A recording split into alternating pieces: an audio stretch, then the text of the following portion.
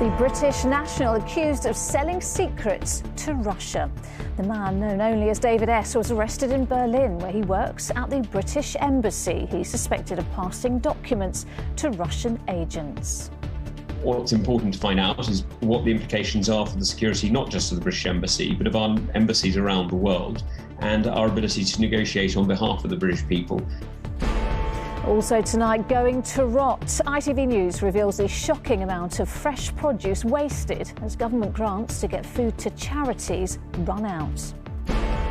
Costly and chaotic COVID travel tests, the industry says, are bad for business. And under threat, the state-of-the-art venue that trained some of our newest Olympic champions.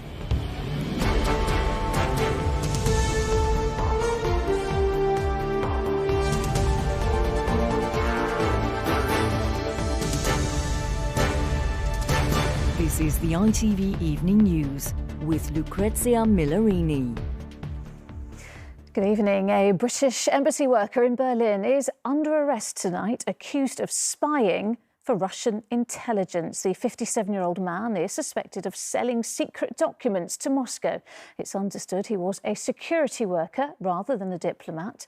He was arrested after a joint operation by British and German authorities. His home and the embassy are now being searched. Well, it threatens to further strain relations between the UK and Russia, as our correspondent Rebecca Barry reports. Flying the flag for the UK abroad. The British Embassy in Berlin looks impenetrable. But not, it seems, if you're the Russian intelligence service, accused of paying a British worker at the embassy to spy for them. The 57-year-old man, named only as David S., allegedly passed documents to the Kremlin in exchange for cash. Germany's foreign minister says they take the allegation extremely seriously. Spying on a close ally on German soil is absolutely unacceptable. It's the Met's counter-terrorism unit that's responsible for investigating alleged breaches of the Official Secrets Act. So they are working on this alongside their German counterparts and, of course, MI5. Though clearly not on the same scale as the shadowy espionage of the Cold War, this illustrates the ongoing icy tensions between the UK and Russia. I'm very concerned by the news that we've heard out of Berlin, of course. What's important to find out is what the implications are for the security, not just of the British Embassy, but of our embassies around the world. Anglo-Russian tensions are already strained. The UK accused Russia of the poisoning of Sergei and Yulia Skripal in Salisbury in 2018. That led to the biggest expulsion of Russian diplomats from the UK in history. And last year, Russia's intelligence service was accused of trying to hack British coronavirus vaccine research labs.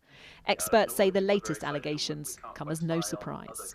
It's all part of a pattern. It's part of how Russia views itself as being in conflict with this country, with Germany, with other parts of Europe, and there being no holds barred because it's already in a state of war.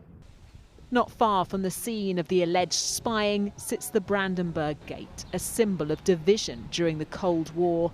A reminder, perhaps, that even in times of peace, international relations have not yet entirely thawed. Rebecca Barry, ITV News. Let's speak to our global security editor, Rohit Khatri now. Rohit, how unusual is an arrest like this?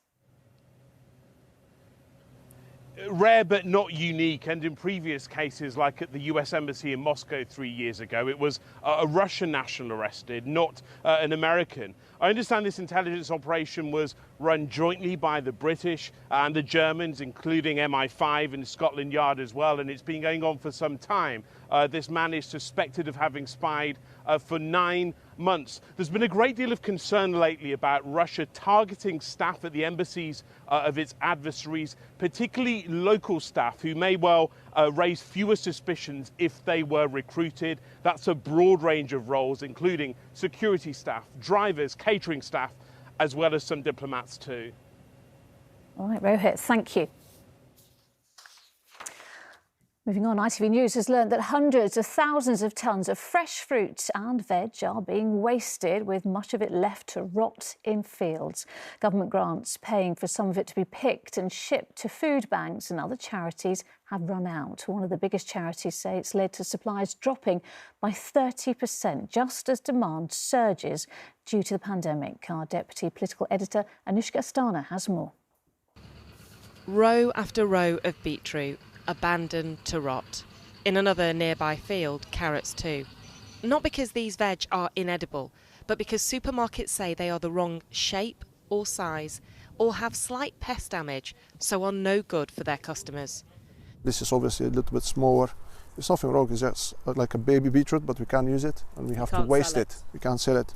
The farmer says up to 20% of crops can be discarded. That's a lot of food that could go to charity, even in just one field. If we get some of the labour cost covered, plus the haulage cost, so potentially we can be sending up to 80,000 bunches for a whole season to charity. 80,000 bunches? 80,000 bunches. The farm has been able to send some of this edible food to the warehouse of food charity City Harvest, thanks to a government grant, but that money has run out. New research from the charity RAP says there could be up to 360,000 tonnes of surplus food on farms that is good to eat.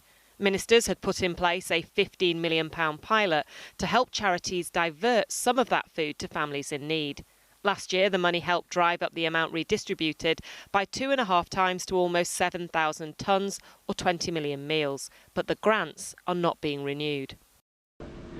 That loss has hit the country's largest food distribution charity hard, because while demand is soaring, FareShare has seen a 30% drop in supplies. That food is out there. The problem is that it is cheaper for farmers to currently waste their edible surplus food than to send it to charities like ours. We are seeing such an unprecedented level of demand still. It's the next stage of the journey that matters most, getting to families at food pantries like here in Bath, where Grandmother Kim has been moved to tears by the support. It's just because they're so nice there. If you could say something to ministers about the fact that they're not incentivising farmers to give food to places like FareShare, what would you say? Well, I'd say why not? It's a question, why not? Why aren't you doing it? There's people like me who never expected to be in these circumstances that need this. The government says hundreds of charities benefited from the money it ploughed into redistribution, making changes that will help divert wasted food for years to come. But some charities certainly disagree. Anushka Astana, ITV News. Police investigating the death of a woman whose body was found set alight in a lay-by near Wolverhampton say they have arrested a man on suspicion of murder. Investigations into how she died are continuing. Our reporter Hannah Miller is at the scene. Hannah, what more can you tell us? Well, this has been described as a shocking case, but the details are only just starting to become clear. Where I'm standing now is the closest we can get to the lay-by. It's about half a mile down that road, where in the early hours of Monday morning, police found the dead body of a woman who'd been set on fire. Tonight, they say they're close to working out who the woman was, but the process of identification has been difficult. They say they think she was aged between about 18 and 30, but she had such significant burn marks at the time that she was found that even her ethnicity was unclear. Police say they think the woman had been driven to the lay-by where she was found. Tonight they've announced that a 41-year-old man from Wolverhampton has been arrested on suspicion of murder. But this is such a major investigation that this road has now been closed for nearly 3 days. The people who live here have repeatedly told us today that they are horrified to hear what's happened in what's normally a quiet village. All right, Hannah, thank you. 4 people have been found guilty of stabbing a 24-year-old NHS worker to death in a random attack. CCTV shows David Gummer moments before he was stabbed 9 times while on his way to a supermarket. Police said David had no links to any gangs and believe his killers targeted him only because he lived in a different part of East London. And an undercover officer has told an inquest that he feared for his life as terrorist Sudesh Aman lunged towards him with a knife during an attack in Streatham. Aman injured 2 people before he was shot dead by police in February last year. There are growing calls to clean up what's being called the chaotic system of COVID tests for foreign travel. More and more people are now heading abroad, but the need for multiple tests is adding hundreds of pounds to the cost of a family trip. Well, here's our political reporter, Shihab Khan. Passport and tickets, check. Luggage, check. COVID test results? Well, that's a new addition to the holiday to-do list, and it still feels slightly surreal. For passengers at Luton Airport this morning, it's something they weren't too happy about. It seems you're paying £150 for the, 2 tests, and then it sits in a Royal Mail office. We spend money to go on holiday, and then we have to come back and spend more money on testing, Last month, Carol Stewart and her husband went to France to visit family. They spent more than £600 on tests, some of which didn't come in time, forcing them to rely on the NHS last minute. You get told by Track and Trace if you don't comply, then you might be fined. So you're under all this stress, but you're paying top money for something you're not receiving. The cost of tests vary hugely, and it depends on where you travel, but a fast turnaround test needed before you go to most countries costs on average £80. 2 days after you return, you're required to do another PCR test, likely to cost around £50. If you haven't been double jabbed, you then have to do another PCR test, which means for a family of 4 with teenage children, the total cost could be more than £700. Well, the cost of certain PCR tests is absolutely extortionate. And if you look at the continent, they pay considerably less for these tests. And in fact, in many countries, the costs are capped by the government. So it's no sense at all that people, particularly families with older children, to whom this is really a hindrance in terms of the extra costs they will have to pay when coming back from their holidays in particular. Why should they have to pay this much?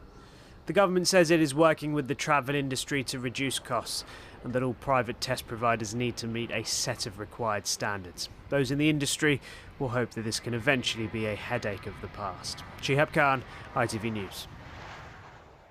Still to come on the ITV Evening News. They didn't bother sweeping for IEDs, they just drove straight to get you. The remarkable rescue on the Afghan battlefields saved a British soldier. Plus, a passionate Parisian welcome for one of the world's best footballers. Those stories and more after the break.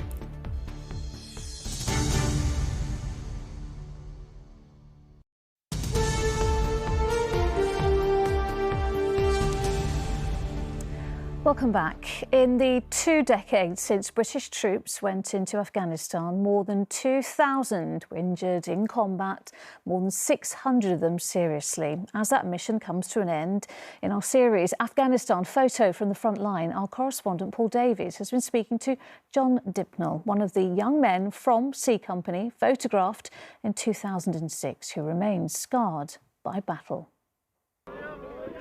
It was a tour that changed the lives of many of these young men of the Parachute Regiment. Some never returned from it. Others did, with physical and mental scars. John Dipnell has both of those. When you see people get hurt, and when you put yourself in real danger, and you know you've put yourself in real danger, you can't come back and be the same person. At 19, John joined the Paras rather than go to university. His first tour was Afghanistan. This was his first operation. An ITV News team capturing the Paras fighting off a Taliban ambush. A ferocious introduction to Helmand province, but John says he was still blissfully naive back then. I'd never had a sense of my own mortality really until I got injured myself.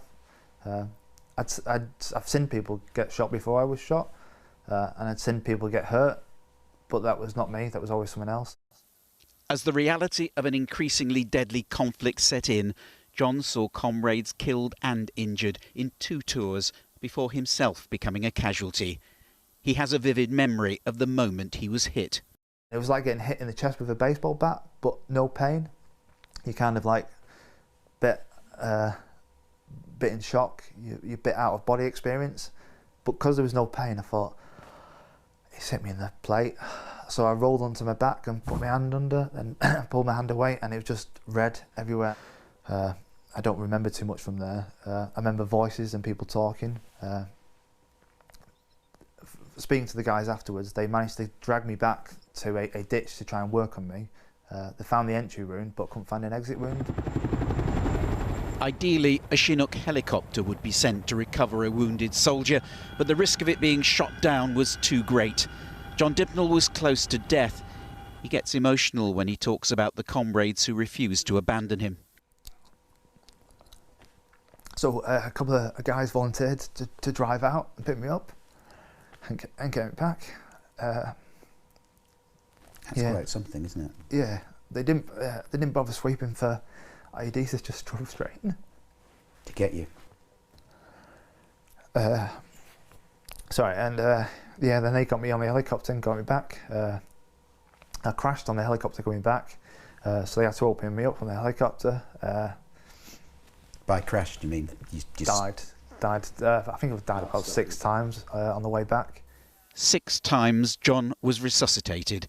An army surgeon undoubtedly saved his life. They had to remove a third of my left lung, my spleen, my left kidney, and obviously done damage to everything else along the way. I can feel quite a hard lump. John has made an incredible recovery, but has a souvenir of Sangin he can feel beneath his skin. It is the Taliban bullet, fully intact and lodged too close to his spine to remove. Are you constantly aware that you're carrying that piece of metal around with you? You forget, to be honest. It's when you go through the airport and the metal detector goes off. John left the military and its memories, good and bad, when he was unable to return to active soldiering. He has a new career now, a happy marriage and 3 children, but admits something that might come as a surprise. If I could go back to doing the tours again, I'd do them. Like Vietnam, he hopes one day Afghanistan will be stable enough for him to pay a visit. No doubt taking with him that souvenir of his first trip. Paul Davis, ITV News. And you can see all our reports from this series on our website, itv.com/photo from the front line. More than 1 million people living in Yorkshire, Teesside and County Durham have been without TV and radio after a transmitter caught fire. The fire at the Bilsdale mast disrupted Freeview, DAB and FM signals. Some services are slowly resuming this evening. And a record number of complaints were made to Ofcom after an argument on Love Island. 25,000 people complained to the TV regulator after Faye Winter confronted partner Teddy Sawers in Friday's episode of the show. Some of Team GB's newest stars have joined a campaign to save the skate park where they trained in the run-up to the Tokyo Games. Charlotte Worthington, who won the first ever gold in BMX, is among them. The facility, one of the best in the country, will close at the end of the month when its current home is turned into flats. Rupert Evelyn reports. High-level sporting success invariably requires the best facilities. This one, Rush Skate Park, is about to close, leaving only a couple of other sites in the UK. For the riders and skaters, losing these jumps and bumps is devastating. Given travel time to other locations, it may mean the end of their sporting ambitions. I'm British champion BMX racer since 2019, and without Rush I would not be able to hold that title or be able to get that title at all. I feel like really let down for them because I know it's not just me that will have to give up my sport, but a lot of others. I think she's going for it. Yes! Oh, she's got it! She's got it! Team GB's gold medal winning Charlotte Worthington told ITV News today the loss of Rush and others will hit the sport at a time when it's riding high. If it wasn't for my own local skate park in Manchester, which sadly has also closed, allowing me a lot of free entry and doing me a lot of favours like that, I definitely wouldn't be where I am today. Winning is the product of practice. Getting it right involves getting it wrong. And while this site was always living with the threat of being redeveloped, the timing could not be worse. It is gut-wrenching, and it's not so much for me, it's to do with the kids and the community within the skate park. There is a desperate need for a world-class Olympic training facility in the UK. The council landlords were always clear the site was not forever and are trying to help with relocation, but time has run out and many fear the impact of its loss will hit the sport's future stars hard. Rupert Evelyn, ITV News, Stroud. Thousands of fans have turned out to welcome Lionel Messi after he completed his move to Paris Saint-Germain from Barcelona. The jubilant crowd massed outside the Parc des Princes Stadium in Paris to see the Argentinian star, who was signed a 2-year contract. And finally, the 11-year-old who, through rain, shine and the depths of winter, has spent 500 nights under canvas, inspired by the death of a friend, to raise money for a local hospice. Max Woozy's camping challenge has led to stays in the Downing Street Garden and London Zoo. Well, he's raised over £600,000. And as Chloe Keedy explains, he's not done yet.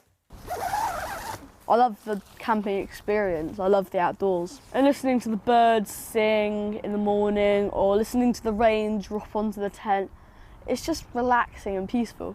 But 11-year-old Max is no fair weather camper. Wow! Over the past 500, yes, that's 500 nights, he's braved all 4 seasons. One way of escaping the house during lockdown. Time went by and I just had so much fun that I never wanted to go back in.